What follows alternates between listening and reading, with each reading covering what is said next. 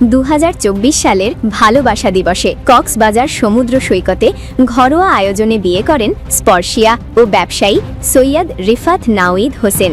2 বছর পেরিয়ে সেই বিশেষ দিনের স্মৃতি রোমন্থন করতে গিয়ে স্পর্শিয়া জানালেন এক চমকে দেওয়ার মতো অভিজ্ঞতা।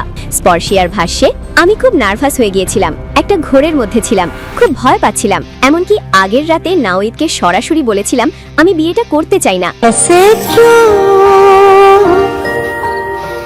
ভাবা যায় জীবনের সবচেয়ে গুরুত্বপূর্ণ সিদ্ধান্তের ঠিক আগ মুহূর্তে এমন দ্বিধা, কিন্তু পরিস্থিতি বদলে যায় হবু স্বামীর এক কথায়।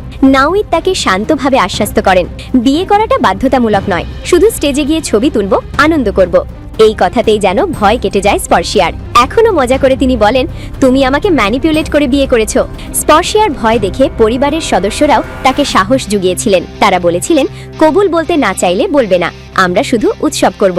এই মানসিক সমর্থনই শেষ পর্যন্ত তাকে বিয়ের পিঁড়িতে বসার সাহস দেয়। সব দ্বিধা কাটিয়ে আজ স্পর্শিয়া দাম্পত্য জীবনে সুখী। 2 বছরের পথচলায় ভালোবাসা আর বোঝাপড়াতেই এগিয়ে যাচ্ছেন তারা।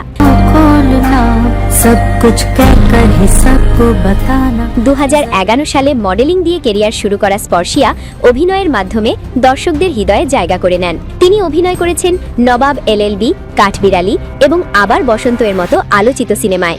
বিশেষ করে শাকিব খানের সঙ্গে তার অভিনয় দর্শকদের প্রশংসা কুড়িয়েছে। ভালোবাসার গল্প সবসময় নিখুঁত হয় না, কখনো থাকে ভয়, কখনো দ্বিধা, কিন্তু পাশে যদি থাকে বোঝাপড়া আর সমর্থন, তাহলে সেই গল্পই হয়ে ওঠে সুন্দর।